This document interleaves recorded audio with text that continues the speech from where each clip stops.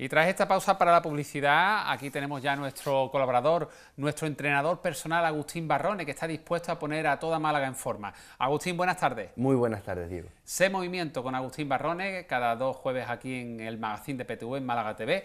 Y hoy vamos a seguir hablando de mitos en torno al entrenamiento personal, al ejercicio, al deporte. Si te parece, vamos a ampliar algunos mitos más que en el anterior programa no pudimos abordar, pero también vamos a recapitular rápidamente, recordar los mitos de los que ya hemos hablado. Vale. Por ejemplo, tú siempre haces hincapié en el tema de que más no siempre es mejor. Sí, recordemos que ir a lo loco no nos va a beneficiar en cuanto a nuestros objetivos. Siempre vamos a programar de manera un poco más inteligente, de manera un poco más cautelosa también, por qué no decirlo, en vez de hacer por hacer y esperar a que nos acerquemos a nuestros objetivos por, no sé, por un milagro. En cuanto a la población mayor, hay un mito que dice, deben entrenar fuerza. Eso es, habíamos visto cómo las recomendaciones habituales hacia personas mayores eran caminar, nadar, si eso, cosa que no es suficiente ni para mejorar su salud ni sus marcadores de salud. Entonces la recomendación de que entrenen fuerza, ya sea con pesas o ya sea con peso corporal, cosa que vamos a ver después, es muy recomendable y muy beneficiosa. Para perder grasa no hace falta horas y horas de cardio.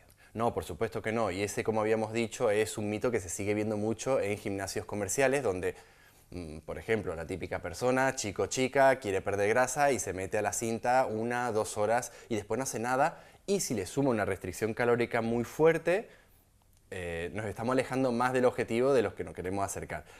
Se da una cascada de reacciones por la cual no es que perdamos tanta grasa, sino perdemos musculatura, que es al final lo que nos va a dar salud y lo que nos va a dar esa estética, esa tonificación que se suele escuchar que vamos buscando. Entonces, menos cardio, de forma más controlada, más moderado, mejor planteado y entrenamiento de fuerza. Agustín, también en el anterior programa hablábamos de carbohidratos y de su ingesta por la noche, y en torno a esto también hay algún mito. Eso es un mito. Se ha dicho, se ha solido escuchar que los carbohidratos por la noche engordan. No se sabe nunca el motivo, pero engordan. Esto es totalmente falso. Incluso nos pueden beneficiar para conciliar el sueño o si tenemos un entrenamiento o una actividad extenuante al día siguiente, a la mañana, al mediodía, pueden servirnos como para ir con ese combustible, con el tanque lleno. Ajá. Oye, también en estos últimos tiempos se escucha mucho eso de es recomendable 5 comidas al día. Normalmente estamos habituados a pues desayuno, almuerzo y cena, ¿no? Y es verdad que se escucha con mucha frecuencia, todavía hoy, el tema de la recomendación 5 comidas al día. ¿Esto también podría ser un mito? Muy matizable, ¿Sí? es muy matizable, porque siempre hablamos en condiciones normales, obviamente ante patologías o casos especiales es interesante abordarlo de forma más específica y concreta. Pero para, como decimos, gente que no sufre de ningún problema metabólico o que su actividad diaria es normal, que hace sus sesiones de entrenamiento y ya está, que no es élite tampoco, el hecho de comer 5 veces al día de forma obligatoria no te va a aportar nada. Tampoco es malo, pero no es una obligatoriedad que tengas que seguir a rajatabla día tras día. Puedes comer 3 veces, 2. Si comes una, pues allá tú. Que no es después tan ideal, por ejemplo, una. Vale, es verdad, pero como poder se puede. 3, 4 comidas, las que tu cuerpo te pida o las que te guste hacer. En función también de la actividad que luego haga, ¿no? La actividad y tu realidad sociolaboral. Claro. Porque Si tienes un trabajo sedentario, pues si estás comiendo 5 veces al día, difícilmente vas a quemar eso. Si metemos calorías de la cuenta, sí. Claro. O por ejemplo, si tienes un trabajo que te consume muchas horas al día y no puedes disponer de esos breaks, esos descansos para comer, pues nada, hay que ajustar a eso. Al final es tu trabajo, ¿no? Claro. Vale. Oye, el tema de los frutos secos no son tanto nuestros enemigos como a veces nos venden, ¿no? Siempre Sí que sea son, consumo moderado. Ahí está, sí que son muy calóricos, es verdad. Los frutos secos son muy calóricos. Después podemos hablar de cuánto se metaboliza y si realmente son las calorías que ponen detrás en el paquetito. Pero en una dieta normal, bien planteada, en unas condiciones de vida saludables, pueden tener cabida perfectamente en nuestro puñadito diario, 2 puñaditos diarios, lo que nos guste. ¿Se puede comer huevos diariamente o no? Sí, en condiciones normales, como Sí. siempre decimos, al margen de cualquier patología específica, sí, por supuesto, puede ser. Además, es un alimento muy nutritivo y que a largo plazo va a ser muy saludable para nosotros. Oye, y esto de que la gente, sobre todo que está muy en el ejercicio, en el deporte, que solo comen la clara y no la yema. ¿Esto tú cómo lo ves? A ver, puede ser que también hay que ver el contexto de la dieta en su totalidad. Siempre hablamos de que ningún alimento por sí solo te va a engordar o ningún alimento por sí solo te va a hacer adelgazar. Sí que es verdad que en estas ocasiones se deja un poco la yema de lado por tal vez el colesterol, por la grasa, por tal. Si realmente está planteado en su conjunto con cierta lógica, vale, pero estás perdiendo nutrientes que a la gran mayoría de nosotros nos va a beneficiar de sobremanera. Entonces, bueno, tal vez solo basarnos en claras no sea buena idea para, como decimos, personas de a pie, ¿no? Perdemos entonces nutrientes que son también importantes. Muy Y además, interesante, sí. yo pienso que una yemita sí que nos va a hacer, ¿no? Nah, tampoco por un huevo, 2 huevos diarios, Tampoco, si está ¿verdad? bien encajado en la dieta total, como decimos, No no hace pasa daño, nada. no tiene por qué hacer daño. Bueno, pues vamos ya así ahora a abordar 4 mitos nuevos que afrontamos en el programa de hoy en torno a el ejercicio, al deporte, en general, bueno, pues un poco a lo que estamos abordándonos en estas últimas semanas en el espacio de ese movimiento. El mito 1, en torno a las sentadillas. A ver, ¿qué me cuentas? Bueno, en torno a la sentadilla, press banca y peso muerto, a raíz de que hay gente que si no haces esos ejercicios en el gimnasio, te dice que no estás haciendo nada. O sea, no, vamos a parar un poco el carro. No son ejercicios obligatorios. No hay ningún ejercicio obligatorio. O sea, siempre están los ejercicios básicos, que son los que más musculatura involucran, los que más se suelen ver, press banca, sentadilla, dominadas, peso muerto, press militar. Todos esos ejercicios son los más comunes de ver, pero ninguno es obligatorio. Como siempre decimos en programas anteriores, hay que adaptar el ejercicio a la persona y no la persona al ejercicio. Si a ti, por lo que sea, no te conviene hacer un peso muerto, no lo hagas. No es porque, no, este es el ejercicio que más masa muscular involucra, el que más kilos se tiran y el que mejor me va a hacer. Tal vez no. Tal vez, no sé, sufras de alguna limitación, de alguna restricción, por decirlo suavemente, que te impida en un principio realizar ese ejercicio. Podríamos empezar por una base para ir asentando una correcta movilidad y funcionalidad en pos de realizar ese ejercicio y si te interesa para tus objetivos y necesidades. Si no, no. El mito 2 que vas a tocar ahora, el tema de las pesas. No solo se entrena fuerza con pesas. Esto es un mito que también hay que romper, ¿no? Eso lo decíamos con el tema de los abuelitos, Sí. que la fuerza al final se puede entrenar de dos formas, básicamente dicho, con sobrecarga, con peso extra, o con autocarga, con tu peso corporal. Entonces, es un error pensar que solo entrenamos fuerza con peso extra en el gimnasio, cuando te montas la barra, tus discos y tal. Es un error porque entonces deja fuera de la ecuación a mucha gente que no está preparada para tirar esas pesas, para levantar esas pesas, pero necesita entrenar fuerza. Y lo puede hacer con el propio peso de su cuerpo. Por ejemplo, la gente mayor, Sí. ¿cómo se va a poner una barra cargada aquí Claro. arriba para hacer sentadilla si nunca ha hecho en su vida y aparte tiene limitaciones y tal y cual? Solo levantarse de la silla, sentarse, levantarse de la silla, como hemos mencionado en anteriores Sí, programas con sí, gente sí, sí. obesa, por ejemplo, Sí.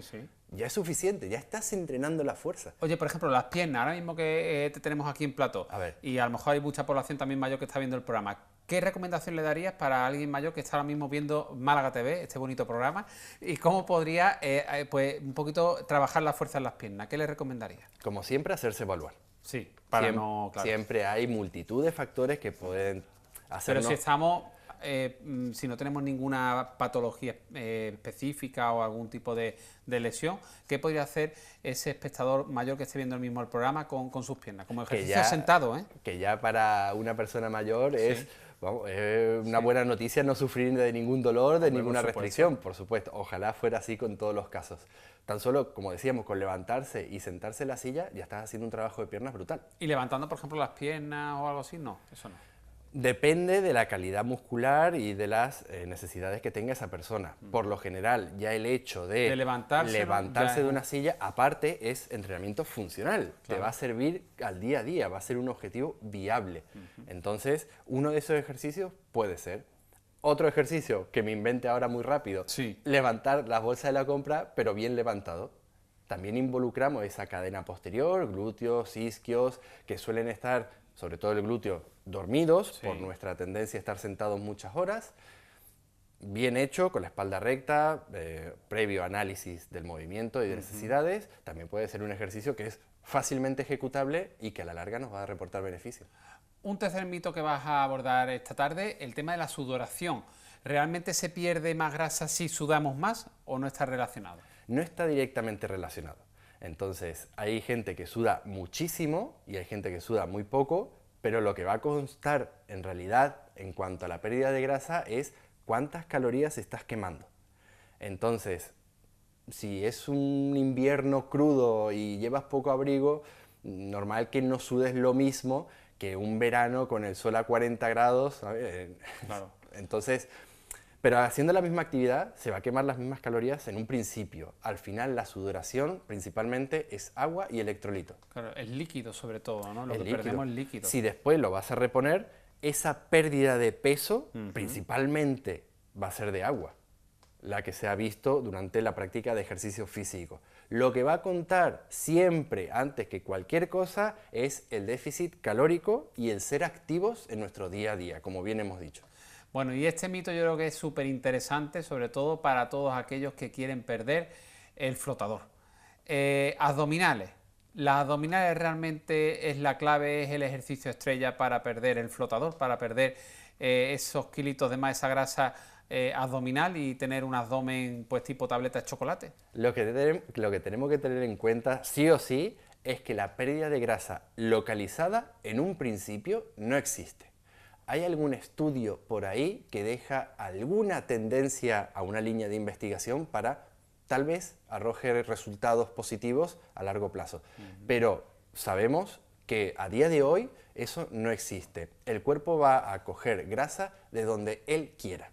Entonces, Es caprichoso el cuerpo, ¿eh? Es un poco caprichoso. Y a la hora de comer y de excederse, que fácilmente se va a la alacena esa grasa, que normalmente es o el abdomen, o la barriga, o el culete, ¿no? En esos eventos que nos gusta comer un poquito de Al más, final dices tú, deleitarnos. me veo yo por detrás, me veo yo aquí. Vale, Es pues caprichoso, el entonces, metabolismo. ¿quién no ha visto que dice la persona, bueno, voy a perder un poco de grasa abdominal, voy a hacer abdominales? No, eso no funciona así. Lo primero, tienes que asentar ese déficit calórico del que hablábamos también en otros programas, porque si no, no vas a perder grasa. Si gastas esto y estás consumiendo esto, te vas a quedar igual, Claro. dejando la composición corporal en otro lado. Estamos hablando solo de perder peso, perder grasa, ¿vale? ¿Qué debemos hacer entonces antes que un ejercicio tan analítico como por ejemplo abdominales porque queremos perder ese flotador? Involucrar la máxima cantidad de masa muscular posible.